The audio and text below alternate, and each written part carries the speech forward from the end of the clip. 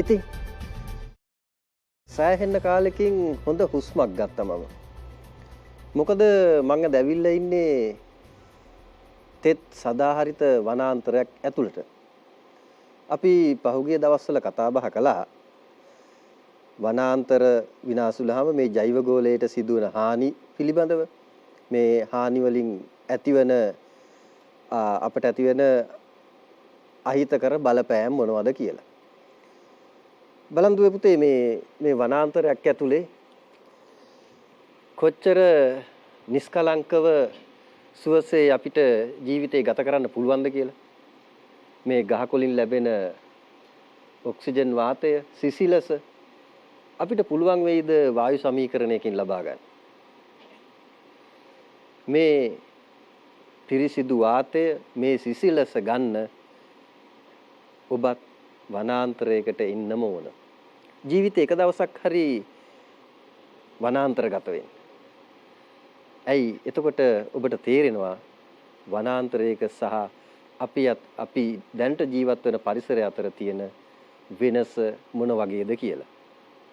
ඒ වෙනස දුවේ පුතේ මට මෙහෙම කියලා දෙන්න ටිකක් අමාරුයි. ඔබට දැනෙන්නේ නැති වෙන්න පුළුවන්. මොකද අපේ කයට දැනෙන සහ මනසට දැනෙන සැහැල්ලුව මට කයට දැනෙන සැහැල්ලුව ඔබට ප්‍රකාශ කරන්න පුළුවන්. හැබැයි මනසට දැනෙන සහනය සැහැල්ලුව මට කියා දෙන්න අපහසු වෙයි. ඉතින් ඒක නිසා ජීවිතේ එක දවසක් හරි වනාන්තරගත වෙන්න දෙමව්පියොත් එක්ක. ඔබේ සමකාලීන මිත්‍රයන් ඒ පරිසරයේ විඳින්න පුළුවන් අයත් එක්ක වනාන්තරගත වෙන්න. ඇලක දොලක නාලා ඒ සිසිලස විඳලා මේ ගහක කොලක අගය වැටුණාට පස්සේ ඔබ තීරණය කරાવી කොහොමද පරිසරය ආරක්ෂා කරගන්න අපි පෙළඹෙන්න ඕන කියලා ඔබේ ආධ්‍යාත්මයට දැනේවි. ඒ අල්ලපනල්ලේ මට ඔබ පිළිගන්නත් අමතකුණානේ. එහෙනම් සීළු දිනාටම ආයි බොහෝ වේවා කියලා ඔන්න අපි ආරම්භ කරනවා. ඔබ ලේසිම ආසම විෂය විද්‍යාව. අද අපිට කතා කරන් තියෙන්නේ මම මේ වනාන්තරයක ඉඳලා කතා කළත් දුවේ පුතේ.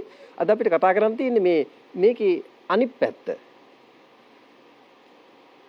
මොකද පරිසර දූෂණේ අහිතකර බලපෑම් මෙවැනි සුන්දර වනාන්තරයක් විනාශ කළා. අපි ආර්ථිකය පස්සේ හඹාගෙන යනකොට අපිට මොනවද ලැබෙන ප්‍රතිලාභ නේද? අපි මුදල් වියදම් කළා පරිසරයේ සියලුම දේවල් අරගෙන මේ ජලාශයේ ඉන්න අවසාන මාළුවත් ආහාරයට ගත්තට පස්සේ අපිට දැනේවි එතනින් එහාට අපි කොහොමද ජීවත් වෙන්නේ කියලා. එහෙනම් අපි අද බලමු පරිසර දූෂණයේ අහිතකර බලපෑම් මේ සුන්දර වනාන්තරයේ ඇතුළේ ඉඳලා. හොඳයි.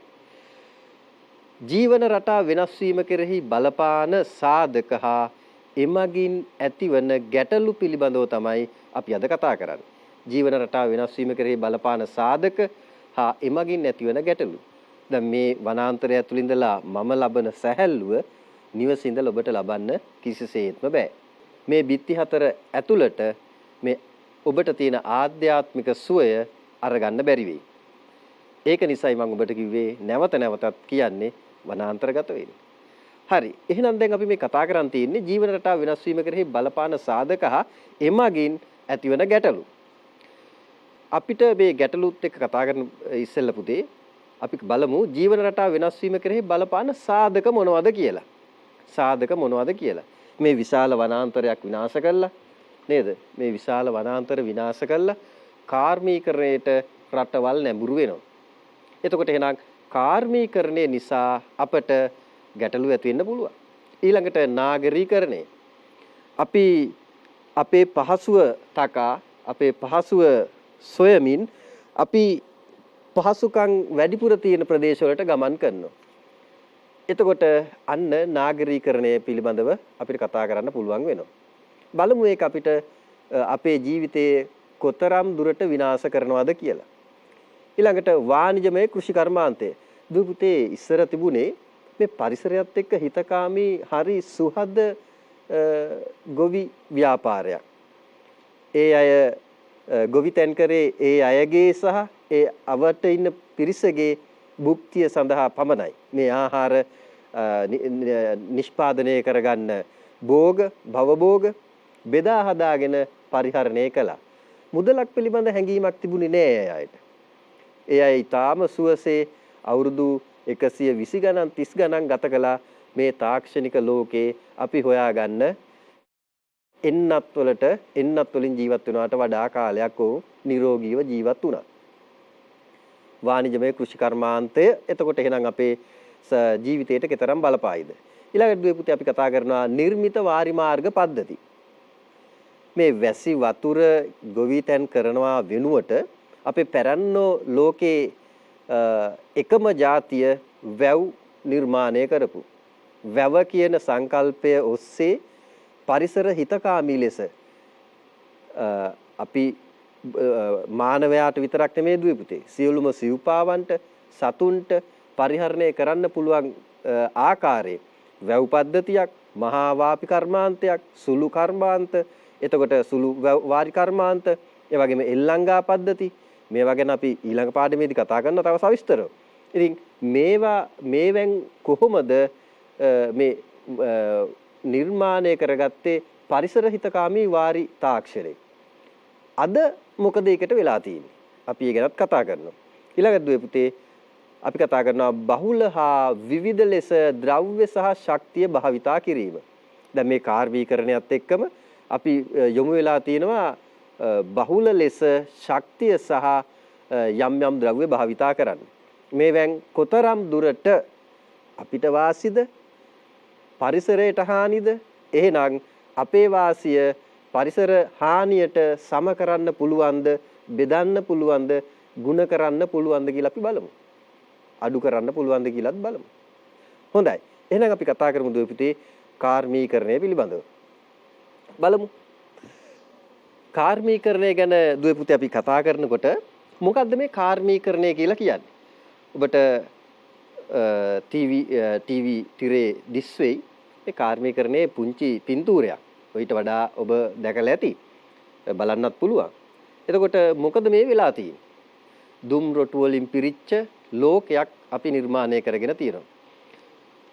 මොකද දුවේ පුතේ මේ කාර්මීකරණය කියන්නේ තාක්ෂණික දියුණුව හා සුළු පරිමාණ නිෂ්පාදන ප්‍රමාණවත් නොවීම නිසා ක්‍රිස්තු වර්ෂ 1800 දී විතර මේ බටහිර යුරෝපයේ මුල් කරගත්තු කාර්මීකරණය ආරම්භ වුණා.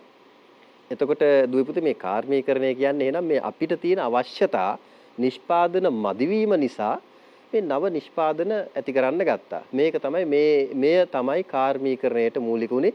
මේකට රෝදය සොයා ගැනීම සෑහෙන වැදගත් උනායි කියලා කතා කරනවා.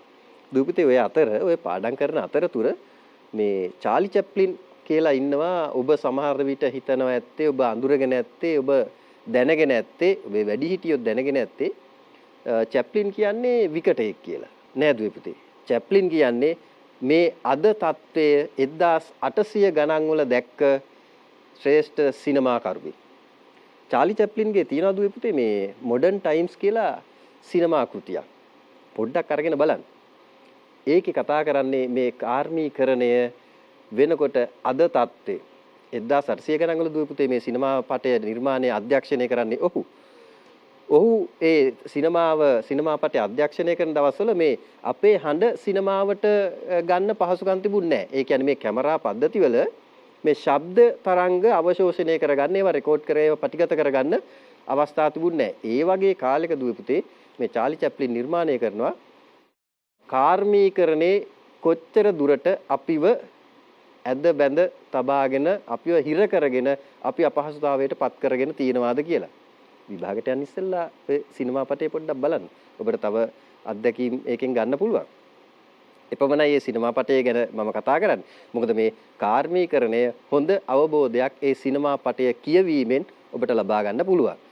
ඊළඟට දුවේ පුතේ අපි කතා කරනවා රටක් ප්‍රාථමික කෘෂිකාර්මික සමාජයක සිට භාණ්ඩ හා සේවා නිෂ්පාදනය කරන සමාජයක් දක්වා ගමන් කිරීමේදී මෙම ක්‍රියාවලිය තමයි මේ කාර්මීකරණය කියලා කියන්නේ. ඒ කියන්නේ අපි සාමාන්‍යයෙන් එදා කෘෂිකර්මාන්තයේ බොහොම සරලව ජීවත් වෙච්ච මිනිස්සු ඒගොල්ලන්ට අපි ගැමියෝයි කියනවා බයියෝයි කියනවා. හැබැයි ඒ මිනිස්සුන්ගේ සරලකම අපිට තේරෙන්නේ නැහැ දුවේ පුතේ. ඒ සරලකම විඳින්න අපි එතනට යන්න ඕන. එහෙනම් මේ කාර්මීකරණය කියන්නේ මේ අපේ ප්‍රාථමික කෘෂිකාර්මික සමාජයේ ඉඳලා භාණ්ඩ සහ සේවා නිෂ්පාදනය කරන සමාජයක් දක්වා හුවමාරු වීම එහෙම නැත්නම් මාරු වීමට අපි කියනවා කාර්මීකරණය කියලා. එතකොට මේ කාර්මීකරණය හොඳද නරකද? ඊළඟට දුවේ පුතේ මේ නාගරීකරණය. දැන් මේ කාර්මීකරණය නිසා ඔබට පහසුවක් දැනෙනවද? මම උදාහරණයක් කියන්නම් ඔබට. ඔබ පොඩ්ඩක් ගමන් කරන්න මේ අපේ ශ්‍රී ලංකාව තුල ගමන් කරද්දී හොඳම තැනක් තියෙනවා මේ කාර්මීකරණය අපිට ඇඟට දැනෙන කැලණි පාලම ගාවි. මේ කැලණි පාලම අසලින් ගමන් කරනකොට දුවේ පුතේ ඔබට තේරෙයි ඔබට දැනෙයි හුස්ම ගන්නකොට පොඩි අපහසුතාවයක්. මේක කියනකම් හොඳට හිතලා බලලා සමහරුන්ට මේ හිතනවා මේ මොකක් හරි ගඳක් සුවඳක් කියලා. එතන තියෙනවා මේ ඩීසල් දැවිතෙල් විදුලි බලාගාරය. මේ මෙතනින් කාර්මීකරණේ හොඳ තෝතැන්නක් අපිට එතන. එතකොට මේ එතන නිෂ්පාදනය කරන වායු නිසා අපි මේ සාමාන්‍ය හුස්ම ගන්නකොට ඒ සුසුම් වලට දැනෙනවා මෙහි තියෙන අපහසුතාවය. ඒ ප්‍රදේශයේ ඉන්න අයට බොහොම ශ්වසන රෝගාබාධ තියෙනවා. නමුත් මේ නාගරීකරණය හේතුවෙන් ඒ අය ඒ තැන්වල ජීවත් වෙනවා. ඉතින් මේ කාර්මීකරණය කොපමණ අපහසුද කියලා ඔබ පොඩ්ඩක් ගමන් කරනකොට මතක ඇතුව ඊළඟ දවසේ කැලණිය පාලම විදුලි බලාගාරය ඉදිරි පිටින් ගමන් කරනකොට පොඩ්ඩක් වීදුරු එහාට මෙහාට කරලා වාහනේ හොඳ හුස්මක් අරගෙන බලන්න කොහොමද පහසුද කාර්මීකරණේ අපහසු පැත්ත ඔබට අත්විඳින්න පුළුවන් වෙයි. ඊළඟ දීපිට අපි කතා කරනවා නාගරීකරණය පිළිබඳව. නාගරීකරණය. මොකද්ද මේ නාගරීකරණය කියලා අපි කතා කරන්නේ? නාගරීකරණය කියලා කතා කරන්නේ දුවේ පුතේ මේ අපි දැන් හොයනවා පහසුකම්. අපි ගොඩක් හොයනවා පහසුකම්. දැන් ඉස්සර නම් නේද අපි පොඩි කාලේ අපේ අම්මලා මිරිස් සම්බරන්න, පිටි කොටා ගන්න, ඒ වගේ දේවල් වලට භාවිතා කරා වං ගෙඩිය, මිරිස් ගල, නේද කුරහන් අඹරන්න කුරක්කන් ගල. මේවෙන් නොහිතාම අපේ අම්මලට, අපේ ආච්චිලට අපිටත් පොඩි කාලේ ඉතින් අපිත් ඔය චූටි කාලේ පොඩ්ඩක් අම්මලත් එක්ක පඬිතකම් වලට ගිහිල්ලා ඌවා කොටනවානේ. අන්තිමට අපිටම අයිති වෙනවා පිටි කොටන්න ඒවා මේවා. ඉතින් නේද කැඳ කොටන්න, පිටි කොටන්න. දැන් මේවා නිසා දුවේ පුතේ නොදැනීම ව්‍යායාම පද්ධතියක් අපේ දෙමව්පියන්ට ලැබුණා. මිරිස් සැඹරීමෙන් නේද? පිටි කෙටීමෙන්, කුරක්කන් කෙටීමෙන් නොදැනීම අපේ අම්මලට විශේෂයෙන්ම හොඳ ව්‍යායාමයක් ලැබුණා. ඒගොල්ලෝ ලෙඩ වුන්නේ ඒක නිසා. නේද දුවේ පුතේ? ඒගොල්ලෝ අවුරුදු 100 ගණන්, අවුරුදු 90 ගණන් ජීවත් වෙලා හොඳ නිරෝගීව ඉඳලා තමයි එකපාරටම වියෝ වෙන්නේ. ඉතින් අද ඒ තත්ත්වය කොහොමද? අපි කොච්චර පහසුකම් සොයනවද? නේද දුවේ පුතේ? පොල් කිරි ටික මිරිකන්නත් දැන් අර බ්ලෙන්ඩරේ නැත්තම් අපහරුනේ. හරි. ඒකට මේ නාගරීකරණය කියන්නේ එහෙනම් අපේ පහසුකම් මත අපි එක්තැනකට පහසුකම් තියෙන ප්‍රදේශවලට එකතු වීමට අපි කියනවා නාගරීකරණය කියලා. මේ කාර්මීකරණයත් සමගම අපේ රැකියාව නේද වඩා සුවපහසු ජීවිතයක් අපේක්ෂාවෙන් තමයි මේ මිනිස්සු නගරය වෙත සංක්‍රමණය වීමෙන් තමයි මේ නාගරීකරණය ඇති වෙන්නේ. දැන් දුවේ පුතේ ඔය පින්තූරේ තියෙන්නේ ලෝකේ වෙනත් රටක නාගරීකරණ අවස්ථාවක්. හැබැයි අපේ රටේ ඊට වෙනස්. අපේ රටේ තරම් විශාල ඔය වගේ දියුණු ගොඩනැගිලි නැහැ. අපිට එතකොට තියෙන අර එක ළඟ තියෙන නේද සමහර ලී වලින් වෙන් කරගත්ත, ටකරන් වලින් වෙන් කරගත්ත පොඩි අඩි 10 විතර ගෙවල් පද්ධතියක් තියෙනවා. ඒවට කියන නම් මෙහෙම ඔයගොල්ලෝ දන්නවා. ඉතින් මේවත් අපේ සහෝදර සහෝදරිය ජීවත් වෙනවා. නේද? ඒ ඉතින් ඒ අයගේ වරදින්ම නෙමෙයි. ඒ රැකියා ප්‍රශ්න නිසා නේද? පහසුකම් අවශ්‍යතාවය නිසා හෝ යම් අවශ්‍යතා මත ඒ තැන්වල ජීවත් වෙන්න සිද්ධ වෙලා තියෙනවා. ඉතින් මේ අපේ රටේ නාගරීකරණ අන්න ඒ වගේ තත්ත්වයක තමයි දුවේ පුතේ තියෙන්නේ. පහසුකම් අවම නාගරීකරණයක් තමයි අපේ ලංකාවේ තියෙන්නේ. ඉතින් මේක හොඳද? මේක කෙතරම් දුරට අපේ ජීවිත වෙනස් කරන්න බලපානවද? දැන් මෑත කාලීනව යම් ප්‍රවෘත්ති ඔස්සේ අපි සවන් දුන්නා නාගරීකරණේ දුගීම දුප්පත් තැන්වල හිටපු දරුවන්ට නේද රේල් පාර අයින වල හිටපු දරුවන්ට නිවාස හම්බ වෙලා. ඒ අය කොච්චර සන්තෝෂෙන් කතා කරනවා දේ පිළිබඳව. ගෙදරට යාළුවෙක් එක්කන් එන්න පුළුවන් කියනවා. නේද? හොඳට හුස්මක් අරගෙන ඉගෙන ගැනීමේ කටයුතු කරන්න පුළුවන් කියන මානසික නිදහස සහ ඒ විඳින ප්‍රීතිය අපිට අකුරු වලට වචන වලට හරවන්න බෑ. ඉතින් එහෙනම් කාර්මීකරණයත් සමග එන මේ අපි කතා කරන නාගරීකරණය අපිට හොඳයිද? හිතලා බලන්න. ඊළඟට අපි කතා කරනවා දුවපිටේ වාණිජමය කෘෂි කර්මාන්තය. දැන් මම කිව්වා අපි මීට පෙර අපි භාවිතා කරේ අත්තං ක්‍රමය. අත්තං ක්‍රමය කියන්නේ දුවපිටේ දැන් මගේ කුඹුරේ වැඩ ටික කරගන්න මගේ යාළුවෙක් සම්බන්ධ වෙනවා. එතකොට ඊළඟ දවසේ අපි මොකද කරන්නේ? ඒ යාළුවගේ කුඹුරට යනවා අපි වැඩ කරන්න. නේද? එතකොට මේ ක්‍රියාවලිය තමයි අත්තං ක්‍රියාවලිය කියලා කිව්වේ. ඉතින් එක විදිහකට හිතෙනවා ඇති දැන් ඒ ක්‍රමේ නැති එකත් හොඳයි කියලා. නමුත් අපි අතීතයේ හොඳ දේවල් අපි අරගන්න ඕන. දැන් අපි නේද පුංචි අර ඉලෙක්ට්‍රෝන පරිපතයකට කොටු වෙලා එක තැනකට වෙලා හුදකලා වෙලා ලෙඩ වෙලා ඉන්නවා. ඒ වගේ නෙමෙයි ඉස්සර නේද? පරිසරයත් එක්ක ගොඩක් සම්බන්ධ. එහෙනම් වාණිජමය කෘෂි කර්මාන්තයේ දුවපිටේ දැන් ඇවිල්ලා තියෙනවා. ඒ කියන්නේ දැන් අපි භෝග වගා කරන්නෙම මුදල් ඉපීමේ පරමාර්ථයෙන්මයි. මුදල මතමයි යැපෙන්නේ. අපි මේ පාඩම ඉදිරියට කතා කරනවා. එහෙම කරනකොට මොනවද අපිට ලැබෙන ප්‍රතිලාභ? අපිට මුදල් ආහාරයට ගන්න බෑනේ නේද? මුදල් ආහාරයට ගන්න බෑ. එහෙනම් මේ අපිට ආහාරයට ගන්න අපි ශක්තිමත් වෙන්න අපේ ප්‍රතිශක්ති පද්ධතිය ක්‍රියාත්මක වෙලා හොඳ ශක්තිමත් ප්‍රතිශක්ති පද්ධතියක් ලැබෙන්න අපිට අවශ්‍යයි හොඳ ආහාර වේලක්. ඒ ආහාර වේල ශ්‍රී ලංකාවේ අපිට භුක්ති විඳින්න පුළුවන්ද? මේ වාණිජ කෘෂි කර්මාන්තයත් එක්ක බලමු. මේ යැපීම සඳහා අවශ්‍ය ආහාර නිෂ්පාදනය ඉක්මවා වාණිජමය අරමුණු ඇතිව මහා පරිමාණයෙන් වගා සිදු කිරීමට අපි කියනවා වාණිජමය කෘෂි කර්මාන්තය කියලා. මේදී වැඩිපුර අස්වැන්නක් තමයි දුවපිටක් බලාපොරොත්තු වෙන්නේ. මොකද මේ වැඩිපුර අස්වැන්න විකුණ ගත්තාම වැඩිපුර මුදල් ලැබෙනවා. ඒකට වැඩි දියුණු කළ ප්‍රභේද මේ සඳහා භාවිතා කරනවා. අපි දන්නවා දේශීය හාල් වර්ග, දේශීය වී වර්ග විශාල ප්‍රමාණයක් තියෙන දුවපිටේ නේද? එතකොට මේ ඊළඟ පාඩමේදී අපි මේ ගැන තව පුළුල් විදිහට කතා කරනවා. මොනවද මේ තියෙන දේශීය වී ප්‍රභේද? මේ දේශීය වී ප්‍රභේද හුඟක් උසට වැඩෙන ශාක.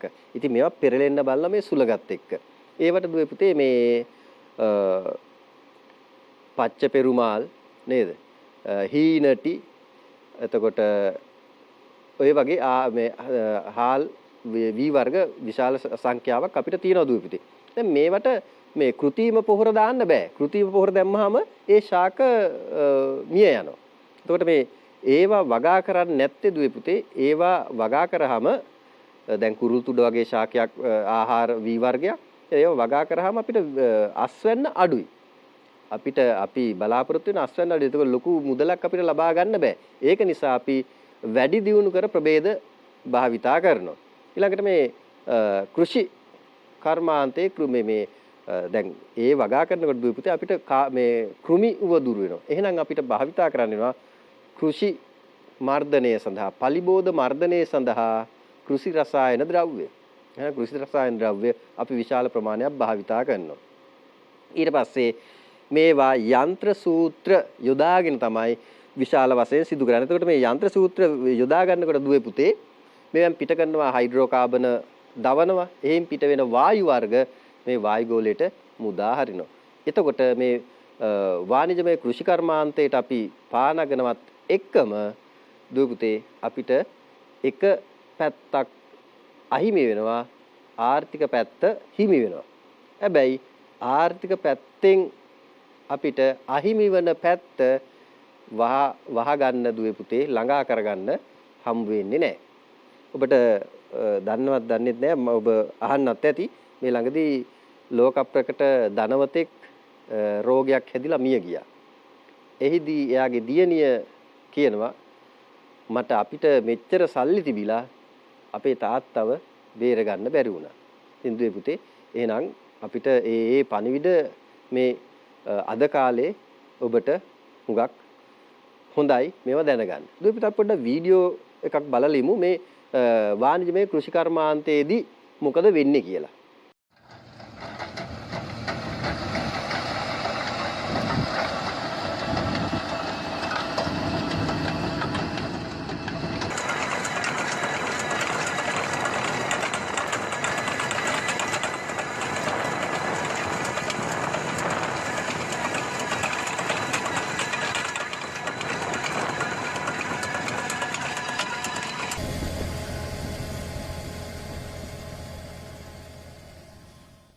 දැන් ඔබට දකින්න පුළුවන් දුවේ පුතේ මේ ට්‍රැක්ටර් විශේෂ යන්ත්‍ර සූත්‍ර භාවිතා කරමින් මේ යාන්ත්‍රික කෘෂි කර්මාන්තය දැන් අපේ වගේ මේ පුංචි අක්කරයක් දෙකක් අක්කර භාගයක් වගේ ලියදි ප්‍රමාණයක් නෙමේ පිට රටවල් වල භාවිතා කරන්නේ. අති විශාල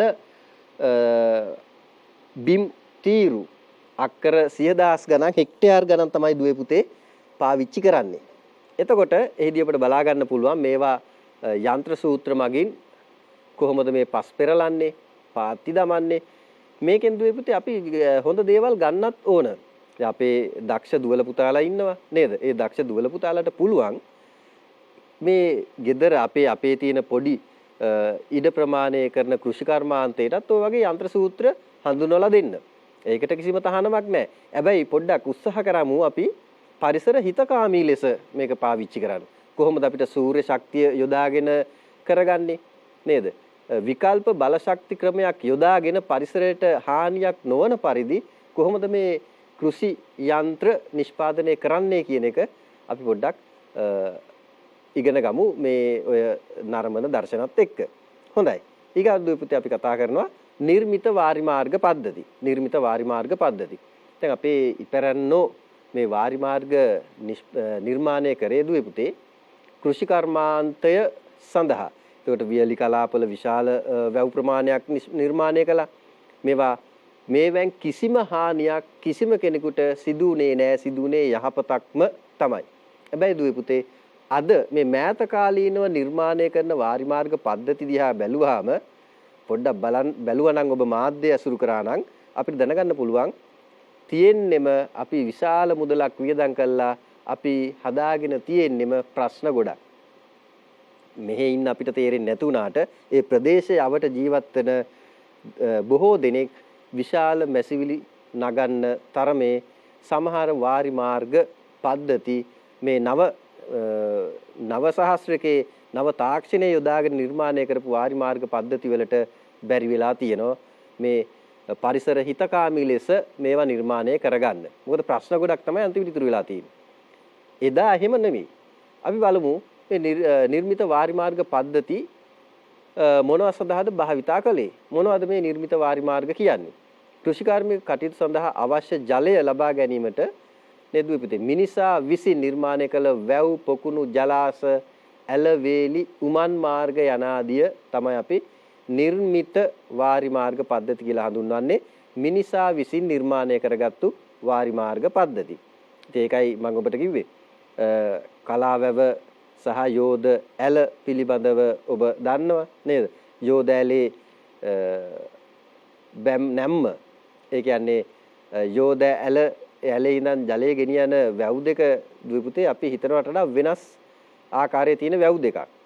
ජලය ගෙනියන්නේ මුහුදු මට්ටමේ ඉඳලා පහළ තියෙන වැවකින්. මුහුදු මට්ටමේ සිට ඉහළ තියෙන වැවකට තමයි ජලය ගෙනියන්නේ යෝධ ඇලෙන්. ඔයලා බලන්න මොකක්ද මේ වැව් දෙක කියලා. නේද? අපි මම ඔබට එක එක පාඩම් වලදී පොඩි පොඩි ඉඟි දෙනවා. ඔබ ඒවා හොයන්න.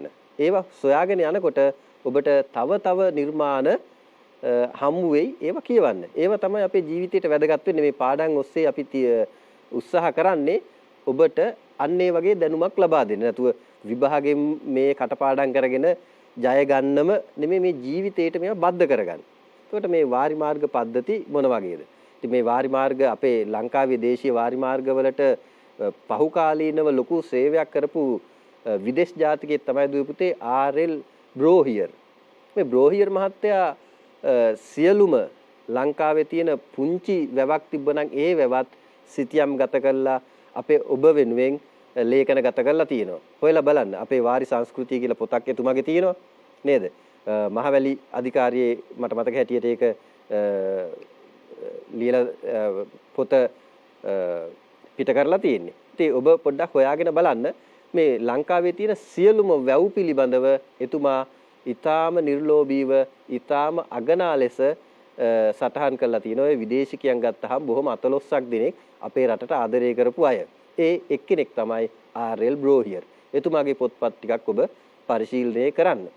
මේ කාලේ ඔබට හොඳ අවස්ථාවක් ඒ සඳහා ලැබිලා තියෙනවා. හොඳයි. එතකොට මේ වාරි මාර්ග නිර්මාණය කරගත්තු වාරි මාර්ග පද්ධතියක් අපි ඊළඟට කතා කරන දුවේ පුතේ මේ බහුල හා විවිධ ලෙස ද්‍රව්‍ය හා ශක්තිය භාවිතා කිරීම. දැන් අපි මේ ග්‍රාමීය පරිසරයක ජීවත් වෙනකොට දුවේ පුතේ ග්‍රාමීය පරිසරයක ජීවත් වෙනකොට අපිට එච්චර සැප සම්පත් අවශ්‍ය වෙන්නේ නැහැ. නමුත් නාගරික පරිසරයේ ජීවත් වෙනකොට ඔබට සෑහෙන්න අවශ්‍යතා තියෙනවා. දැන් මම දන්නවා අපේ දුවල පුතාලා මේ කොළඹ ජීවිතේ ගත කරාට මේ නාගරිකව ජීවිතේ ගත කරාට ඔබේ දෙමව්පියෝ ආච්චිසි එහෙම බලන්න ගමට යනවා. නේද? ඔබේ යටිහිතින් අහලා බලන්නකො ඔබ කොච්චර ආසද මේ ගමේ ගත කරන්න කියලා. නේද? ඒ ආසාව අපි සීළු දෙනාගේම තියෙනවා. ඒක අපිට ළඟා කරගන්න බැරි එක තමයි ගැටලුව. මොකද අපිට තියෙන මේ විවිධ අවශ්‍යතාත් එක්ක මේ ශක්තිය සහ දේවල් බහුල විදිහට භාවිතා කරන්න සිදු වෙලා තියෙනවා. මේක මේ කාර්මීකරණේ අපිට තියෙන ගැටලු. ඊළඟට බලමු දුවේ පුතේ මොකද්ද මේ බහුල ලෙස භාවිතා කරන අපි ශක්තිය සහ භාවිතා කරන ද්‍රව්‍ය කියලා. දැන් මේ ද්‍රව්‍ය සහ ශක්තිය නිසා විශාල අපද්‍රව්‍ය ප්‍රමාණයක් අපි පරිසරයට මුදා හරිනවා. විශාල අපද්‍රව්‍ය ප්‍රමාණයක් පරිසරයට මුදා හරිනවා. දැන් ඔබට දැක ගන්න පුළුවන් නේද? මොනවද මේ බහුලව අපි භාවිතා කරන ද්‍රව්‍ය කියලා? ශක්ති මොනවද කියලා නේද? අපිට පුළුවන් මේ දුවේ පුතේ ඔය හා සම්බන්ධවත් පුංචි වීඩියෝවකින් බලන්න මේ තාක්ෂණික දියුණුව නිසා නේද සංකීර්ණ අපේ ජීවිත සංකීර්ණ වෙලා තියෙන නිසා මේ ගොඩාක් දෙනා වැඩි ලාභයේ පසුපස යන නිසා මේ මිනිස් සම්පත අයින් කරලා අපි මේවා හුඟක් දේවල් බාර දෙනවා යන්ත්‍ර සූත්‍ර වලට. මේ යන්ත්‍ර සූත්‍ර වලට බාර දීලා දැන් සමහර යන්ත්‍ර සූත්‍ර ක්‍රියා කරන්න විශාල කාබන් ප්‍රමාණයක් වැය කරන්න වෙනවා. ඒ කියන්නේ දුවේ පුතේ දැන් ශක්තිය ලබා ගන්න විදුලිය නිෂ්පාදනය කරන්න අවශ්‍ය නම් නේද? විද්‍යුතය නිෂ්පාදනය කරන්න අවශ්‍ය නම් මොකක් හරි බලාගාරයක පිහිටක් අපිට පතන්න වෙනවා. අපි ලංකාවේ යම් ප්‍රමාණයක් ජල විදුලිය නිෂ්පාදනය කරනවා හානියක් නැහැ.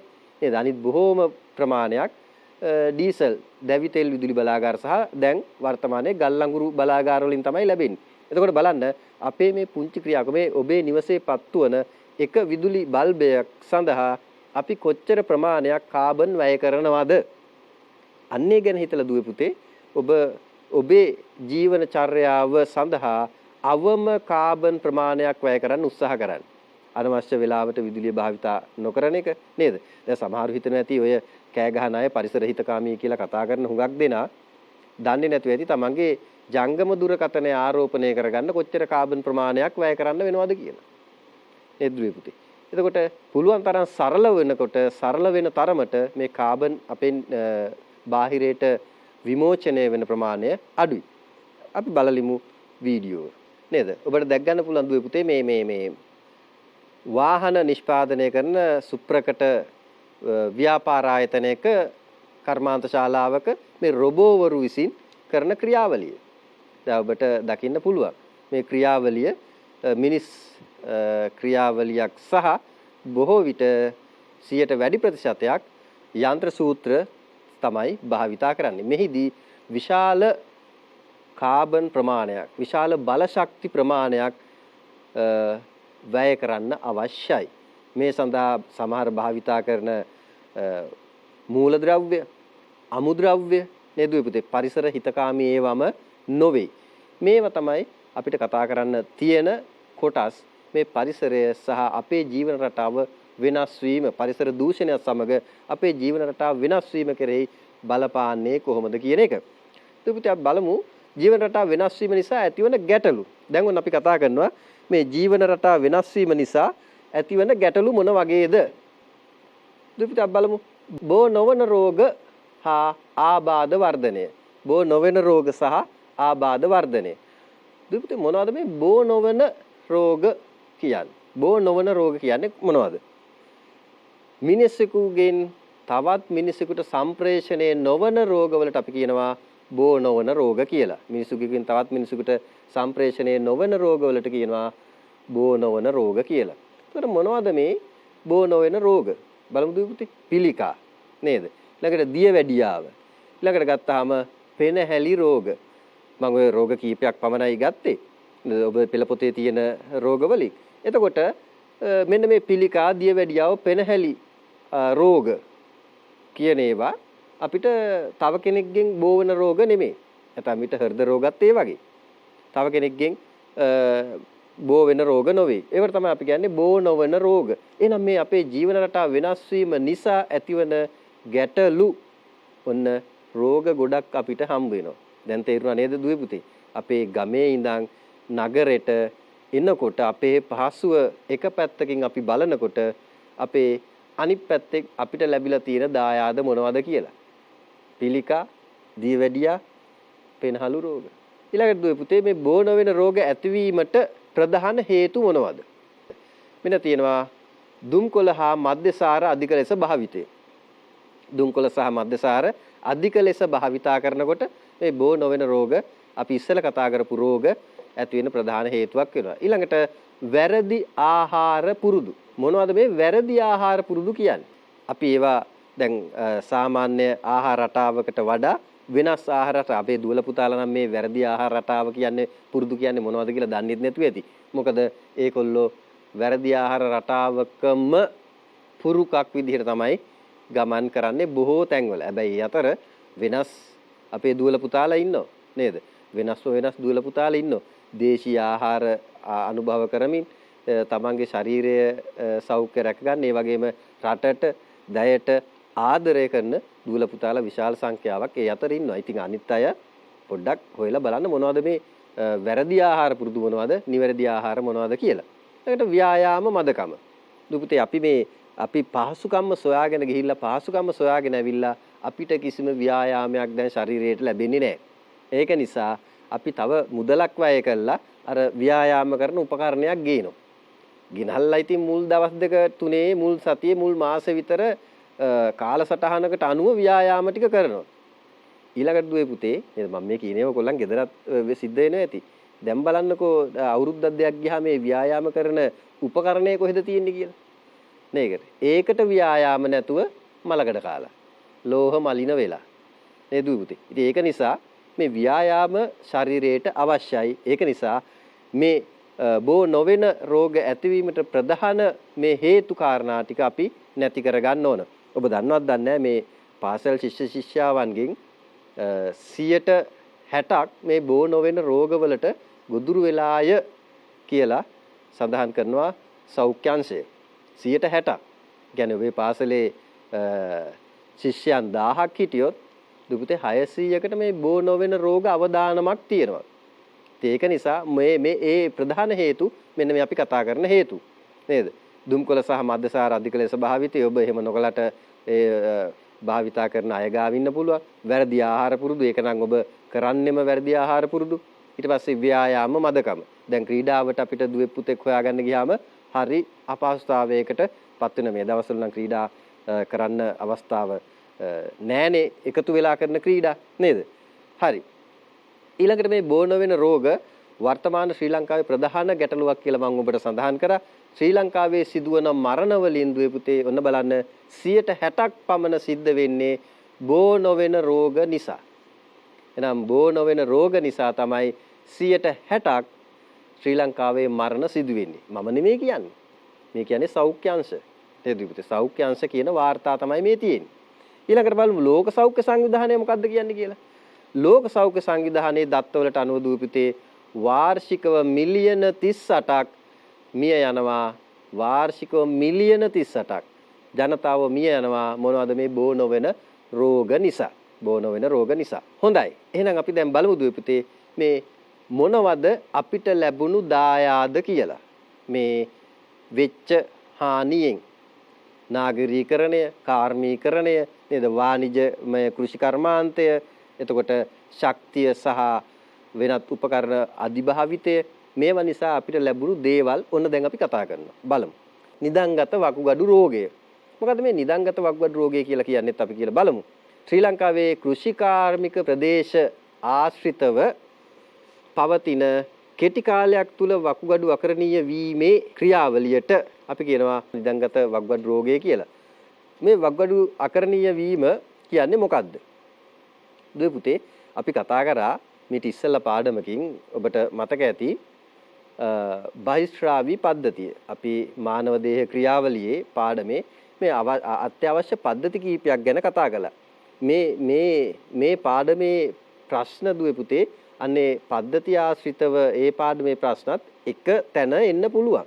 නේද? ඒක නිසා මේ පාඩම ඒ පාඩමේ කොටසක් විදිහටම අපිට වැදගත් වෙනවා. මොකද මේ එක එක පාඩම් දුවේ පුතේ අපි එක් එක් නම් වලින් කතා කරාට මේවා සියල්ලම එකම ගහක අතු වගේ තමයි ගමන් කරන්නේ. නේද? ඒක නිසා මේවේ යම් සම්බන්ධතාවයක් අපිට තියෙනවා. ඒක නිසා ඔබට මතක ඇති අපි බහිස්ත්‍රාවී පද්ධති ගැන කතා කළා. බහිස්ත්‍රාවී පද්ධති වල වෘක්ක ගැන කතා කළා. ඒ කියන්නේ වකුගඩු ගැන. මේ වකුගඩු වලින් මොකද කරන්නේ කියලා දැන් ඔබ හොඳ ආකාරවම දන්නවා. නේද? වකුගඩු වලින් තමයි මූත්‍ර පෙරෙන්නේ. ඉතින් මූත්‍ර පෙරෙන ආකාර තුනක් ගැන කතා කරනවා. නේද? ඒ වකුගඩු මූත්‍ර පෙරෙන ආකාර තුන ඔබට මතක නම් ඒවත් එක්ක ඔන්න මේ ක්‍රියාවලි සම්බන්ධයි. එතකොට මේ ඒ අතර අපි කතා කළා මේ වෘක්කවල බහිස්ත්‍රාවී පද්ධතියේ ඇතිවන රෝග පිළිබඳව. එක් රෝගයක් පිළිබඳව මේ දීර්ඝ වශයෙන් කතා කරන කොටසක් තමයි දුවේ පුතේ මේ කතා කරන්නේ අපි. එතකොට වකුගඩු අකරණීය යනු මොකද මේ වකුගඩු අකරණීය වෙනවා කියන්නේ? වකුගඩු මගින් සිදු කර ලබන මූත්‍ර නිපදවීමේ ක්‍රියාවලිය අඩාල වෙනවා. එහෙම නැත්නම් අඩු වෙනවා. එහෙම නැත්නම් අඩපණ වෙනවා.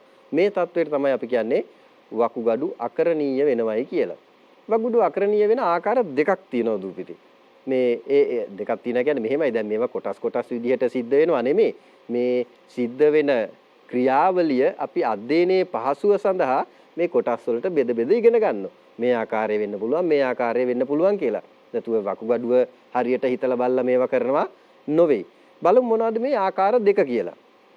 එකක් තමයි දුවේ පුතේ තීව්‍ර වකුගඩු අකරණීය. අනිත් එක තමයි කාලීන වකුගඩු අකරණීයතාවය. එතකොට තීව්‍ර වකුගඩු අකරණීයතාවය සිද්ධ වෙනවා, කාලීන වකුගඩු අකරණීයතාවය සිද්ධ වෙනවා. මොකද්ද මේ තීව්‍ර වකුගඩු අකරණීය තත්ත්වය කියලා කියන්නේ? තීව්‍ර වකුගඩු අකරණීය තත්ත්වය කියන්නේ දුවේ පුතේ පැය කිහිපයක සිට දින කිහිපයක් දක්වා වකුගඩු తాවකාලිකව අඩපණ වීමේ ක්‍රියාවලිය තමයි මේ තීව්‍ර වකුගඩු අකරණීය තත්ත්වය කියලා කියන්නේ. දැන් සමහර වෙලාවට මෙහෙම වෙන්න පුළුවන්. කොහොමද? දැන් ඔබට සමහර දිනකදී මුත්‍රා කිරීමේ අපහසුතාවයක් ඇති වෙන්න පුළුවන්. එතකොට මේ වකුගඩු ආශ්‍රිත ප්‍රදේශය, පිටකොන්ද ප්‍රදේශය ටිකක් රිදුම් දෙන්න පුළුවන්. නේද? මේ වගේ අවස්ථා එනවා නම් අපිට පුළුවන් වහාම වෛද්‍යවරයෙක් හමු වෙන්න. මොකද සමහර විට මේ තීව්‍ර වකුගඩු අකරණීය තත්ත්වයක්පත් වෙන්න පුළුවන්. ඊළඟට දුවේ පුතේ අපි කතා කරනවා කාලීන වකුගඩු අකරණීය. මොකද මේ කාලීන වකුගඩු අකරණීයතාවය කියන්නේ? මේ වකුගඩු මත බලපාන වෙනත් රෝගී තත්ත්වයන් කාලයක් තිස්සේ පැවතීම නිසා යථා තත්ත්වයට පත් කළ නොහැකි ආකාරයට කෙමෙන් වකුගඩුව පත්වීම තමයි කාලීන වකුගඩු අකරණීය තත්ත්වය කියලා කියන්නේ දුවේ පුතේ. ඒ කියන්නේ තීව්‍ර වකුගඩු අකරණීය තත්ත්වය නිතර බලපානවා නම් දැන් තීව්‍ර වකුගඩු අකරණීයතාවය අපිට ඖෂධ භාවිතා කළා යම් අපේ හොඳ පුරුදු ටික වර්ධනය කරගත්තාම නැති කරගන්න පුළුවන්. දැන් මේවා නිතරම තීව්‍ර වකුගඩු අකරණීය තත්ත්වය ඇවිල්ලා මේ වකුගඩුව නැවත යථා තත්ත්වයට පත් කරගන්න බැරි තත්ත්වයට පත් වුණොත් ඒකට අපි කියනවා කාලීන වකුගඩු අකරණීයතාවය කියලා. මේ වකුගඩු අකරණීය වීමට හේතු වෙන්න පුළුවන් කරුණු ගැන අපි බලමු. දුවේ පුතේ දියවැඩියාව නේද? අධි රුධිර පීඩනය, එතකොට විෂ වර්ග ශරීරගත වීම, සර්ප විෂ වෙන්න පුළුවන්, බඹර දෙබර නේද? එතකොට කෘෂි කර්මාන්තයේ කෘෂි රසායන ද්‍රව්‍ය, ඊට පස්සේ ඊළඟට මුත්‍රාශය ගල් ඇතිවීම, මුත්‍ර මාර්ගයේ ඇතිවන විස බීජ ආසාදන, නිරන්තර මුත්‍ර ආසාදන, ඒ වගේම අසාත්මිකතා මේ වකුගඩු අකරණීය වීමට හේතු විදිහට දක්වන්න පුළුවන් කරුණු. දැන් බලමු කාලීන වකුගඩු අකරණීය වීමේ රෝග ලක්ෂණ මොන වගේද කියලා. ඒ පිටේ කාලීන වකුගඩු අකරණීය වීමේදී මේ මුත්‍ර පිට කරන ප්‍රමාණය අඩු වෙනවා. එතකොට රාත්‍රියේදී කීප වාරයක්, ඒ කියන්නේ එකපාරකට වැඩිය සාමාන්‍ය රාත්‍රියේ නිදාගත්තට පස්සේ එකපාරක් වගේ නැගිටලා මුත්‍ර කරන්න පුළුවන්. සමහර ලාවට සමහර දිනවල මේ 7-8 පාරක් මේ ක්‍රියාවලිය සිද්ධ වෙනවා නම් දෙපාරක් හිතන්න ඕන කාරණයක්. ඊළඟට පිට කරන මුත්‍ර වල ප්‍රෝටීන් තිබීම. අපේ දුවල පුතාලට ඕන නම් ওই පරීක්ෂණයත් කරන්න පුළුවන් නේද? අපි දන්නවානේ ප්‍රෝටීන් හඳුනා ගැනීමේ පරීක්ෂණය මොකක්ද කියලා. මතක ඇතිනේ. පොඩ්ඩක් හොයලා බලන්න නේද? දැන් මේ අතරතුර ඔන්න ඔබට පුළුවන් ඔබේ මුත්‍රාවලින් ප්‍රෝටීන පිට වෙනවද කියලා ඕනනම් බලන්න පුළුවන්. නේද? මොකද ඒ සම්බන්ධව අවශ්‍ය රසායනික දේවල් ඔබ දන්නවා. පොඩ්ඩක් විද්‍යාව ගුරුවරයාත් එක්ක සම්බන්ධ වෙලා අවශ්‍ය නම් අත්හදා බලන්න පුළුවන්. විද්‍යාව කියන්නේ දුවේ පුතේ ඒ වගේ අත්හදා බලලා ඉගෙන ගන්න ඕන විෂයක්. ඒක නිසා ඒකට කවුරුත් ඔබේ ගුරුවරු බෑ කියන එකක් නැහැ. පාසලේදී පොඩ්ඩක් අහලා බලන්න. එතකොට පිට කරන මුත්‍ර වල ප්‍රෝටීන් තිබීම එතකොට ඔබට හොයාගන්න පුළුවන්. ඊට පස්සේ මේ පිටකොන්දේ සහ ශරීරයේ වේදනාව. පිටකොන්දේ සහ ශරීරයේ වේදනාව. ඒ වගේම පාද වලලු කර ඉදිමුම්. තුපිතේ දැන් සමහර ලාට අපි පොඩි ගමනක් දුර ගමනක් යනකොට පයින් ඇවිදිනකොට මේ සාමාන්‍ය වලලු කර ආශ්‍රිතව නේද වලලු දාන්න නැති කරනේ වලලු කර පාදයේ තියෙන. මේ ඉදිමෙන්න පුළුවන්. ඒ වගේම නිතරම එකතන වාඩි වෙලා ඉන්නකොටත් මේ ඉදිමුම් ඇති වෙන්න පුළුවන්. මේ වගේ ඉදිමුමක් තියෙනවා නම් අපිට චුට්ටක් නිකන් ඒක නිතර එනවා නම් පොඩ්ඩක් වෛද්‍යවරයෙක් හම්බ වෙන එක ඔබට හොඳයි. මොකද සමහර ලාට මේ කාලීන වකුගඩු අකරණීය තත්ත්වයේ රෝග ලක්ෂණයක් වෙන්න පුළුවන්. මේ මුලදිම දැනගත්තාම අපිට වකුගඩු ආරක්ෂා කරගන්න පුළුවන්. ඒක නිසා පාදවල වල්ලු කර ප්‍රදේශය ඉදි වෙනවා නේද? ඔබගේ විතරක් නෙමෙයි දැන් ඔබගේ දෙමව්පියන්ගේ වැඩිහිටියන්ගේ එහෙම වෙනවා නම් ඔන්න ඔබට පුළුවන් උපදෙස් දෙන්න නේද? වහාම වෛද්‍යවරයෙක් හම්බ වෙන්න කියන්නේ. ඊළඟට දුවේ පුතේ මේ අතුල් වල හා පතුල් වල පැල්ලම් ඇතිවීම. ඔබේ පෙළ පොතේ ඔය සම්බන්ධයෙන් රූප සටහනක් තියෙන නිසා මම මේ රූප සටහන භාවිතා නොකර ඔන්න ඔබට පේනවා දැන් මේ ඔය පාදේ යම් පාදේ අතුල් පතුල් වල පමණක් නෙවෙයි අනිත් ප්‍රදේශවලත් යම් පැල්ලම් ඔය විදිහේ තියෙනවා නම් පොඩ්ඩක් වෛද්‍යවරයෙක් හමු වෙන්න පොඩ්ඩක් නෙමේ අත්‍යවශ්‍යයෙන් වෛද්‍යවරයෙක් හමු වෙන්න. ළඟට මේ සුදු මැලි වීම නේද? දැන් සමහරලාට බය වුණාම සුදු මැලි වෙනවනේ. එහෙම සුදු මැලි වීම නෙමේ. දීර්ඝ කාලීන වශයෙන් තියෙන සුදු මැලි වීමක් තියෙනවා නම් ඒක රෝග කීපයක රෝග ලක්ෂණයක් වෙන්න පුළුවන් නේද? රුධිරයේ සම්බන්ධයේ රෝග ලක්ෂණ වෙන්න පුළුවන්. ඉතින් රුධිරයයි මුත්‍රා පෙරීමයි කියන්නේ දුවේ පුතේ හරියට ගහයි පොත්තයි වගේ නේද? රුධිරයේ තියෙන්නේ අපද්‍රව්‍යනේ පෙරන්නේ. එතකොට මේවා එකිනෙකට සම්බන්ධ අපි වෙන වෙනම ඉගෙන ගත්තට. ඒක නිසා වහාම ක්‍රියාත්මක පරිදි වෛද්‍යවරයෙක් හමු වෙන්න. ඊළඟට මේ නිදන්ගත වකුගඩු රෝගයේ විශේෂත්වය මොකද්ද? බලමු දුවේ පුතේ. මොනවද මේ විශේෂත්ව කියලා? සාමාන්‍යයෙන් කාලීන වකුගඩු අකරණීය ලක් වෙන්නේ පාලනය නොකළ දියවැඩියාව වගේ රෝග නිසා නේද? ඔබට කියව ගන්න පුළුවන් මම හිතන්නේ. ඔබේ පෙළ පොතේ මේවා සඳහන් වෙලා තියෙනවා. ඊළඟට රෝගී වැඩි දෙනෙක් කෘෂි කර්මාන්තයේ යෙදෙන්නන් වෙනවා. එහෙනම් මේ නිදන්ගත වකුගඩු රෝගයේ දුපිතේ ගොදුරු බවට වැඩිපුරම්පත් වෙන්නේ කෘෂි කර්මාන්තයේ නියුතු වන අය. ඇයි? ඒකොල්ල මේ කෘෂි රසායන ද්‍රව්‍ය භාවිතා කිරීම නිසා. ඒකොල්ලොත් භාවිතා කරනවා. ඒකොල්ලොත් ලෙඩ වෙනවා. ඒ ආහාර අරගෙන අපිත් ලෙඩ වෙනවා. ඉතින් මේක කොතරදී හරි නවත්තන්න ඕන නේද දුපිතේ? මේ නවත්තනකම් මේක හොඳ විදිහට හැදෙනකම් අපි කතා කරමු මේ පිළිබඳව. විෂයත් එක්ක කතා කරමු, විෂයෙන් බාහිරවත් කතා කරමු නේද? දුවල පුතාලට හම්බෙන වාද විවාදවලදී නේද මේ වගේ මාතෘකා යොදාගෙන කතා කරන්න පුළුවන්. එතකොට මේ පළමු රෝගියා මුලින්ම හම්බෙලා තියෙන දුවේ පුතේ 1994 පදවියේදී.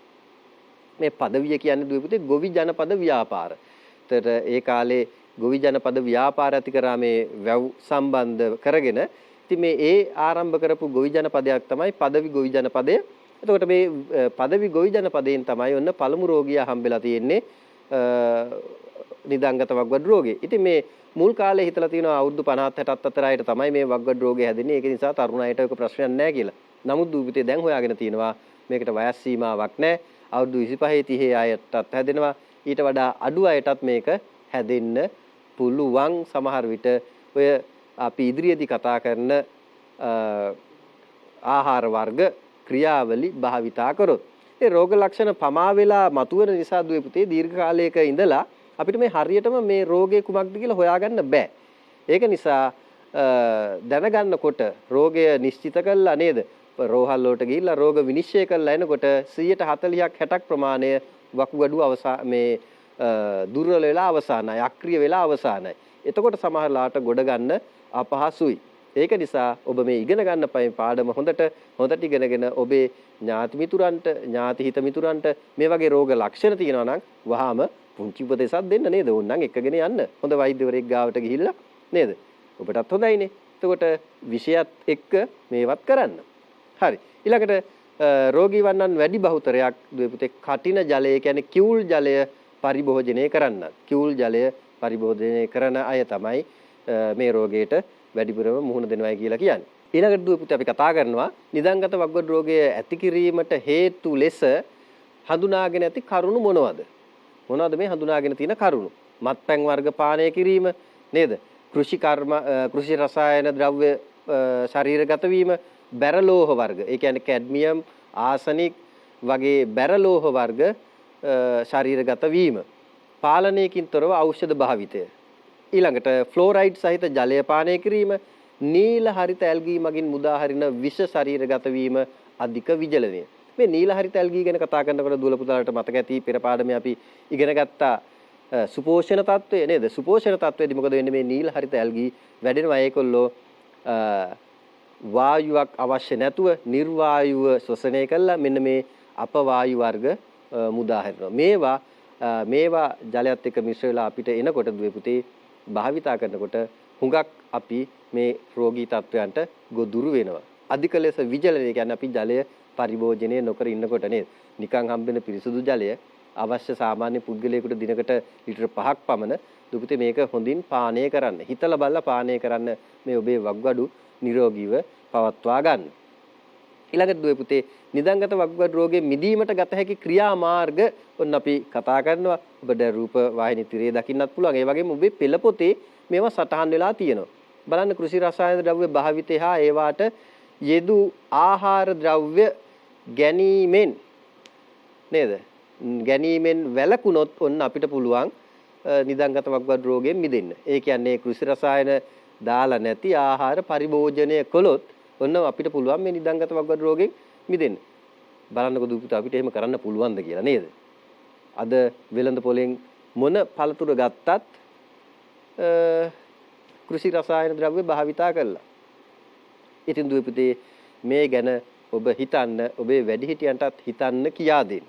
නේද? ඊළඟට දියවැඩියාව අධිරුධිර පීඩනය වළක්වා ගැනීම සඳහා පාලනය යහපැවැත්ම පවත්වාගෙන යන්න ජීවන රටාවක් පවත්වාගෙන යෑම වැදගත්. මේවා පාලනය කිරීම සඳහා ඊළඟ ළමාවදියේදී හෝ වැඩිහිටියේ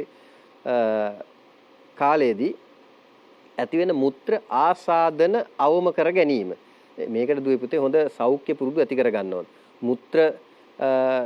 මුත්‍රාශය සහ ඒ මෞත්‍ර ලිංගික පද්ධතිය ආශ්‍රිත රෝග වලින් වැළකෙන්න ඕන. මොකද මේවා ආශ්‍රිත ලිංග ආශ්‍රිත රෝග විශාල ප්‍රමාණයක් තියෙනවා. ඒවා බෝ වෙන හැටි ඔබ මේ අපි 10 11 වසරවල ඉගෙන ගන්නවා යම් පාඩම් වලින් නේද? ඒක නිසා නිරෝගීව පිරිසිදුව ඉන්න උත්සාහ ගන්න ඕන. එතකොට මේ රෝග වැළඳෙන එක අඩු වෙනවා. ඊළඟට වැඩිහිටියෙකු දිනක පානය කරන්න ඕන ජල ප්‍රමාණයක් තියෙනවා. මම ඔබට පෙර සඳහන් කළා. එතකොට සමහේ ඇති වෙන අසාත්මිකතා එහෙම නැත්නම් තුවාල දද වගේ දේවල් තියෙනවා නම් ඉක්මනින් ප්‍රතිකාර ගන්න ඕන නේද? ඊළඟට වේදනානාශක ඖෂධ වර්ග දුවේ පුතේ ඕනවට වැඩිය ගන්න හොඳ නැහැ. මම අපේ දුවල පුතාලට ගොඩාක්ම කියන්නේ සමහර වෙලාවට මම මේක මීට පෙරත් ඔබට සඳහන් කරලා ඇති පාඩම් වලදී නේද? මේ බෙහෙත් පෙති වර්ග වේදනානාශක බෙහෙත් පෙති වර්ග ඔබේ හිතු මතයට භාවිතා කරන්න එපා. මොකද කඩවල් වලින් මේ සාමාන්‍ය කඩේකින් පවා මේ බෙහෙත් පෙති වර්ග ගන්න පුළුවන් ඔබට. ඉතින් මොකද කරන්නේ? මේ කාඩ් ගණන් ගෙදර අරන් ගිහිල්ලා ඔළුව කැක්කුමක් එනවා තේරෙනකොට ඔන්න භාවිතා කරන මේ බෙහෙත් පෙත්ත. ඒක දුවේ පුතේ අපේ ශරීරයට හොඳ නැහැ. පුළුවන් තරම් ඔබ දේශීය බෙහෙත් වර්ගයක් භාවිතා කරන්න නේද? ගෙදර කොත්තමල්ලි වෙනිවල් ගැට මුට්ටියක් තම්බලා තියන්න. අවශ්‍ය වෙලාවට පානය කරන්න. ඒක ශරීරයට අහිතකර නෑ දුවේ පුතේ. මොකද මේ වේදනානාශක දිගින් දිගට ගැනීම වකුගඩු සඳහා බලපානවා. මේ මම කියන ඒවා විතරක්ම නෙමෙයි දුවේ පුතේ නේද? වෛද්‍යවරු මේවා පුන පුනා ඔබට කියනවා. ඊළඟට මත්පැන් හා දුම්බැටි භාවිතයේ වැළකීම. මෙන්න අපිට නිදන්ගත වක්ගඩු රෝගයෙන් මිදීමට ගන්න පුළුවන් ක්‍රියාමාර්ග දුවේ පුතේ විභාගෙදී ප්‍රශ්න වලට අහන්නත් පුළුවන්. ප්‍රශ්න වලට නොහැව්වත් ජීවිතේ විභාගයේ ජය ගන්න ඔබට ඕවා කළොත් නේද? ජීවිත විභාගයෙන් ඒ විශිෂ්ට සාමාර්ථයක් අරගන්න පුළුවන් වේවි. මේ දුවේ පුතේ බලන්න මේ සිටියම නේද? ශ්‍රී ලංකාවේ කෘෂිකාර්මික ප්‍රදේශ ආශ්‍රිතව ව්‍යාප්ත වීම පවතින වකුගඩු අකරණීය තත්ත්වය දැක්වෙන රූප සටහනක් තමයි ඔය තියෙන්නේ. ඒතකොට මේ කෘෂි බිම් ආශ්‍රිතව තමයි මේ රතු පාටින් නම් කරලා තියෙන කොටස් ටික තියෙන. ඉතින් ඔබ අපිට සන්තෝෂ වෙන්න එපා මේ බස්නාහිර පළාතේ ඉන්න අපිට කිසි ප්‍රශ්නයක් නැහැ කියලා. නේද? බස්නාහිර පළාතේ ඕක රතු පාටට සහ වර්ණ ගැන්විලා නැතුණාට බස්නාහිර පළාතේ තියෙන රෝග තාම අඳුනගෙන නැහැ කොහොමද හැදෙන්නේ කියලා. ඒ තරමට අපේ ප්‍රදේශවලත් මේ වකුගඩු රෝගේ ව්‍යාප්ත වෙලා තියෙනවා. හරි. ඊළඟට දුවේ පුතේ දියවැඩියා තත්ත්වය. මොකද්ද මේ දියවැඩියාව කියන්නේ? දැන් ඔබ දන්නවා සාමාන්‍යයෙන් දියවැඩියා තත්ත්වය රුධිරයේ ග්ලූකෝස් ප්‍රමාණය નિયમિત මට්ටමට වඩා වැඩි වීම තමයි ඉහළ යාම තමයි අපි දියවැඩියා රෝගය කියලා කියන්නේ. මේ රුධිරයේ වැඩිපුර ඇති ග්ලූකෝස් ඉන්සියුලින් කියන හෝමෝනය මගින් ග්ලයිකෝජන් බවට පත් වෙනවා. ග්ලයිකෝජන් බවට පත් වෙනවා. මේ ග්ලයිකෝජන් මොකද වෙන්නේ? අක්මාවේ තැම්පත් කරනවා ඉන්සියුලින් මගින්. එතකොට වැඩිපුර ශරීරයේ වැඩිපුර රුධිරයේ ග්ලූකෝස් තිබුණොත් මේ ග්ලූකෝස් මොකද කරන්නේ? ඉන්සියුලින් කියන හෝමෝනය මගින් මෙයා කරන්නේ ග්ලයිකෝජන් බවට පත් කරලා අක්මාවේ තැම්පත් කරනවා. දැන් අක්මාව තිබුණේ දුවේ පුතේ ආහාර ජීවන පද්ධතිය ඔබට මතක ඇති අපි ඉගෙන ගත්තා. පිත නිෂ්පාදනය කරන්න. පිත නිෂ්පාදනය කරන්න තියෙන ගබඩාවේ අපි ගිහිල්ලා කර්මාන්ත ශාලාවේ අපි ගිහිල්ලා තැම්පත් කරනවා මොනවද? ග්ලයිකෝජන්. එතකොට ඉතින් පොඩි ප්‍රශ්නයක් තියෙනවා නේද? අර සමහර රටවල් වල එයාපෝට් වල වී ගබඩා කරනවානේ. එතකොට අන්න ඒ වගේ තමයි. අනවශ්‍ය ක්‍රියාවකට ගියාම ඒක අපිට කොහොමද බලපාන්නේ? එතකොට ඔන්න ඊට පස්සේ මේ සාමාන්‍යයෙන් මේක සිදු වෙනවා. ඉන්සියුලින් හෝමෝනය ශ්‍රාවය කරන්නේ දුව පුතේ අග්න්‍යාශය. ඔබ දන්නවා පිත්තාශයයි අග්න්‍යාශයයි එකට තමයි එක නාලයකින් තමයි ග්‍රහණියේදී ඒ තමන්ගේ ශ්‍රාවයන් පිට කරන්නේ. එතකොට මේ අග්න්‍යාශයේ තියෙනවා ලැංගහැන් දීපිකා කියලා මේවා තියෙනවා බීටා සෛල. මේ බීටා සෛල මගින් තමයි මේ ඉන්සියුලින් ශ්‍රාවය කරන්නේ. සමහර වෙලාවට මේ බීටා සෛල යම් කිසි උපතින්ම නැති වෙන්නත් පුළුවන්. එහෙම නැත්නම් යම් ආසාදනයකට ලක් වෙලා ඒ අවශ්‍ය ඉන්සියුලින් ශ්‍රාවය නොකරන්න පුළුවන්. අන්න එතකොට මේ දියවැඩියා තත්ත්වය ඇති වෙන්න පුළුවන්. එතකොට මේ ග්ලූකෝස් වැඩි වෙන ග්ලූකෝස් මට්ටම ග්ලයිකෝජන් බවට පත් කරගන්න බැරි වෙනවා. එතකොට මේ දියවැඩියා තත්ත්වය නිසලෙස පාලනය නොකිරීමෙන් තමයි වකුගඩු අකරණීය තත්ත්වයට පත් වෙන්න පුළුවන්. ඒ වගේම දුපතේ අන්ධ භාවයට පත් වෙන්න පුළුවන්. ඔබ දන්නවා අන්ධ භාවයට පත් වෙන්න පුළුවන් ඔය දියවැඩියා රෝගීන්ට ගොඩක් වෙලාවට තියෙන රෝගයක් තමයි මේ ඇස් පෙනීමේ දුර්වලතාවය. ඊට පස්සේ මේ සඳහා ඇයි හේතු වෙන්නේ? ඔබ අපි කවුරු ඔබ වැඩි බහුතරයක් මම දන්නවා හැබැයි එහෙම නැති දුවල පුතාලා ගොඩාක් දැන් ඉන්න මේ පාඩම් වලින් නේද යම් අවබෝධ ලබාගෙන පතපොත කියවලා අවබෝධ ලබාගෙන මේ බොහෝ දෙනා දුපිතේ සුදු හාල් තමයි ආහාරයට ගන්න ආස. ඇයි මේ සුදු හාල් ආහාරයට ගන්න තරම්ම ආස කියලා නම් මම දන්නේ නැහැ. හැබැයි මේ සුදු හාල් වල තියෙන දුවේ පුතේ රතු පාට නිවුඩ්ඩක්. මේ නිවුඩ්ඩේ තමයි අවශ්‍ය ප්‍රෝටීන, විටමීන වර්ග සේරම තියෙන්නේ. අපි මේ නිවුඩ් අපි පෝෂණ ගුණ වැඩිපුරම තියෙන දේවල් ටික අයින් කරලා දුවේ පුතේ ඒ කුඩු ටික අරන් යන්නේ ගවයන්ට බොන්න දෙන්න. නේද? ඒකොල්ලෝ ඉතින් ගවයෝ ලොකු ප්‍රමාණ වලින් හැදෙනවා. අපි අර රොඩ්ඩ කාලා බඩ පුරවගෙන ලෙඩ වෙනවා. ඒක නිසා ඔබ තීරණය කරන්න මේ රතුහාල් බත් කඩති ගොඩක් දුවල පුතාලා අඩුයි ඉන්නවා. වැඩිපුර ප්‍රමාණයක් රතුහාල් බත් කනවා. ඉතින් මේ රතුසහල් බත් ආහාරයට ගන්න. මොකද ඒක ඊටාම ගුණදායි ආහාර, පෝෂ්‍යදායි ආහාර වේලක්. ඒක නිසා මේ සුදු පාට පිටි වර්ග, එතකොට හාල් වර්ග භාවිතයෙන් අපිට මේ සීනි ප්‍රමාණය, ග්ලූකෝස් මට්ටම ඉහළ නැංගෙනවා. ඊළඟට දුවේ පුතේ පිළිකා. අපි දන්නවා පිළිකා වර්ග විශාල සංඛ්‍යාවක් මේ වෙනකොට තියෙනවා. ඔබ හඳුනාගෙන තියෙන ඔබ දැනුවත් මේ පිළිබඳව දේහයේ කොටසක පාලනයකින් තොරව අසාමාන්‍ය සෛල බෙදීම සහ වර්ධනය වීමට තමයි අපි කියන්නේ පිළිකා තත්ත්වයක් කියලා. ඒ කියන්නේ අපේ ශරීරයේ අපේ කිසිම පද්ධතියකින් සහ ඒ සෛලයේ න්‍යෂ්ටි වලටවත් පාලනය කරගන්න බැරි වෙන විදිහට වෙනත් සෛල වර්ගයක් වර්ධනය වෙනවා. මේකට අපි කියනවා පිළිකාවක් කියලා. දැන් මේ කාර්මීකරණයත් එක්ක දුවේ පුතේ මේ තත්ත්වය වැඩි වෙලා තියෙනවා.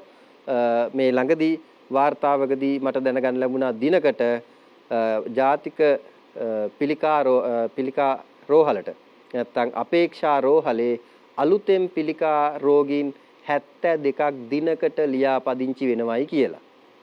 ඉතින් දුවේ පුතේ බලන්න මේක කොච්චර අපි හිතන්න ඕන කාරණයක්ද. එතකොට මේ නිරන්තරයෙන් විකිරණ වලට බඳුන් වීම මේවා තමයි ප්‍රධාන වශයෙන් මේ පිළිකා ඇතිවීමට හේතු වෙන්නේ. ලංකාවේ පිළිකා ප්‍රධාන වශයෙන් ඇති වෙන පිළිකා තමයි මුඛ පිළිකා. එතකොට පියුරු පිළිකා, ලිංගාශ්‍රිත පිළිකා, රුධිරය සම්බන්ධ පිළිකා. ඒක නිසා වැඩියෙන්ම මේ මුඛ පිළිකා අපිට හැදෙනවා මේ බුලත් පිට සැපීම නිසා. හරි. ඊළඟට හෘද රෝග. හෘද රෝග ඇති වෙන දුපිතේ මේ කාර්මීකරණේ අපි ලබන අනිසිඵල මේ අපි කතා කරන්නේ නේද? හෘද රෝග ගත්තාම හෘදයට රුධිරයේ සපේන අපි දන්නවා කිරීටක දමනිය තියෙනවා. මේ කිරීටක දමනිය අවහිර වීමෙන් නේද හෘද පේශි සංකෝචනය වෙන සහ කපාට යම් රිද්මයානුකූලව ගමන් කරන්න අපහසු වෙනවා. එතකොට මෙන්න මේ කාරණා හේතු වෙනවා අපේ හෘද රෝග ඇතිවීමට. මේ සඳහා ගොඩාක් කාරණා බලපානවා. මොනවද මේ බලපාන කාරණා? ප්‍රධාන හේතුව ජීවන චර්යාව වෙනස් වීම. මිනිසුන්ගේ අපේ ජීවන චර්යාව වෙනස් වීම විශාල වශයෙන් බලපානවා. ඊට පස්සේ මේ යාන්ත්‍රීකරණයේ සමග මිනිසාගේ ක්‍රියාකාරකම් පහසු වෙලා තියෙන නිසා අපිට අවශ්‍ය ව්‍යායාම ලැබෙන්නේ නැහැ. එතකොට ඒක අපිට විශේෂ වශයෙන් මේ හෘද රෝග වලට බලපානවා. ඒ වගේම අපේ දුපිතේ මානසික පීඩනය. ඔබට මානසික පීඩනයක් තිබෙනවා නේද? කාට හරි මානසික පීඩනයක් තියෙනවා නම් මෙන්න මේක හෘද රෝගයක් සඳහා බලපාන්න පුළුවන් නේද? කිරීටක ත්‍රොම්බෝසිය වගේ රෝග තත්ත්වවලට අපිට ලක් වෙන්න වෙනවා. හරි. ඊට පස්සේ දුපිතේ අපි කතා කරමු පෙනහැලි රෝග ගැන. පෙනහැලි රෝග ගත්තාම ශ්වාසනාලය, ශ්වාසනාලිකා අපි ශ්වසන පද්ධතිය ආශ්‍රිත ලොකු පාඩම් මාලාවක් කරා. ඒකෙදි අපි කතා කරලා තියෙනවා නේද? වායු හුවමාරුව, ගර්ත, එතකොට මේව සම්බන්ධයෙන් තියෙන අපහසුතා. රුධිරය මේ වායු හුවමාරුව, ගර්ත අතර වායු හුවමාරුව තිබෙන අපහසුතා නිසා තමයි මේ පෙනහැලි රෝග ඇති වෙන්නේ. ඒ වගේම හතිය ඇති වෙනවා. ඒ දුපිතේ හතිය කියන්නේ අසාත්මිකතා. යම් යම් දේවල් වලට අසාත්මිකතා වුණාම මේ ශරීරයේ ශ්වසන පද්ධතියේ ශ්වසන නාලිකා සහ අනුශ්වාස නාලිකා ඉදිමිමුමකට ලක් වෙනවා. දුපිතේ ඉදිමෙන්නේ ඇතුල් පැත්තේ. ඇතුල් පැත්තේ එතකොට අර වා සිදුරු වැහෙනවා. මේ වා සිදුරු වැවුනහම අපිට අපහසුයි ශ්වසන ක්‍රියාවලිය සිද්ධ කරන්න. ඔබට දැන් දකින්න ලැබෙන්නේ පෙනහළු දෙකක්. ඊට පස්සේ මේ ගර්ත නේද? ශ්වාසනාලිකා, අනුශ්වාසනාලිකා මෙන්න මේවා ඉදිමෙන්න පුළුවන්. එතකොට මේ ශ්වසන පෘෂ්ඨය මිනිසාගේ ශ්වසන පෘෂ්ඨය වෙන ගර්ත සහ රුධිර කේශනාලිකා අතර බිත්ති ශ්ලේෂ්මලෙන් බැඳිලා අපිට සිද්ධ වෙනවා ශ්වසනය අපහසුතා ඇති වෙනවා. ඊළඟ දුපිතේ ගත්තාම ગેස්ට්‍රයිටිස්. මේ ગેස්ට්‍රයිටිස් ගත්තාම අපිට කතා කරන්න පුළුවන් ආහාර નિયમિત ආකාරයට ආහාර නොගැනීම, ආහාර වල කල් දැමීම, මේවා අපි ආහාර ජීර්ණ පද්ධතිය ආශ්‍රිත කතා කරලා තියෙන දුපිතේ ඒ සම්බන්ධයෙන් ඔබ තව කියව ගන්න.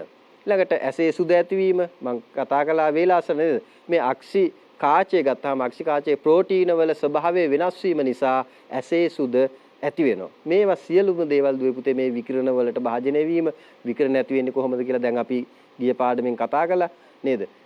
ඔබේ පෙළ පොතේ තවදුරටත් තියෙනවා. එහෙනම් මේවා පිළිබඳ ඔබ නැවත අධ්‍යයනය කළා හොඳින් ඉගෙන ගනීවි කියලා මම විශ්වාස කරනවා. අපි අද කතා කළේ දුපිතේ මේ සුන්දර වනාන්තරයේ ඇතුළින්දගෙන මේ පරිසරය විනාශ කිරීමේ මොනවද මේ අහිතකර බලපෑම් අපේ මේ ජීවන රටාව වෙනස් වීම නිසා අපිට බලපාපු සාධක අපිට වෙච්ච අහිතකර බලපෑම් මොනවද කියලා තමයි අපි කතා කරේ. එහෙනම් දුපිතේ තවත් පාඩමකින් අපි හමු වෙමු. මේකම ඉදිරි පාඩමෙන් නේද?